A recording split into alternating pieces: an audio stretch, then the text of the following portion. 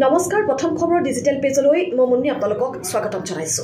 আজিৰ দিনটোৰ এটা বিশেষ খবৰ লৈ আহিছো। দেশৰ নিৰাপত্তাৰ প্ৰতি চৰম ভাবুকি কঢ়িয়াই অনা এটা খবৰ। ডিব্ৰুগড় কেন্দ্ৰীয় কাৰাগাৰৰ অধীক্ষক গৰাকীক অৱশেষত গ্ৰেপ্তাৰ কৰিছে। যোৱা কিছুদিন পূৰ্বে আমি বাতৰি সম্প্ৰচাৰ কৰিছিলো যে 10 গৰাকী খালিস্তানী নেতাৰ অন্যতম অভিযুক্ত আছিল পাঞ্জাৱৰ অন্যতম মুৰব্বী খালিস্তানী নেতা অমৃতপাল সিং। অমৃতপাল সিং সহ সহযোগী ইতিমধ্যে তেওঁলোকক ডিব্ৰুগড় কেন্দ্ৰীয় কাৰাগাৰত যোৱা এটা বছৰ পূৰ্বে গ্ৰেপ্তাৰ কৰি তেওঁলোকক ৰখা হৈছিল আৰু ইমান কঠোৰ নিৰাপত্তা বেচনি থকাৰ পাছত কেনেকৈ তেওঁলোকৰ কোঠাৰ ভিতৰত আপত্তিজনক ডিভাইচ আপত্তিজনক সামগ্ৰী উদ্ধাৰ হ'বলৈ পালে তাকে লৈ যথেষ্ট ৰহস্যৰ সৃষ্টি হৈছে। কালিৰ দিনটোত নিশাৰ ভাগত জেলাৰ গৰাকীক অধীক্ষক গৰাকীক জেৰা চলোৱা হৈছিল। নেপেন দাস তেওঁক জেৰা চলোৱাৰ অন্তত গ্ৰেপ্তাৰ কৰা হয়। আজি হয়তো তেওঁক আদালতত হাজিৰ কৰোৱা হ'ব পাৰে। পৰৱৰ্তী সময়ত যদি আৰক্ষীৰ জিম্মাত দিয়ে তেনেহ'লে বহু তথ্য উদ্ঘাটন হোৱাৰ সম্ভাৱনা আছে।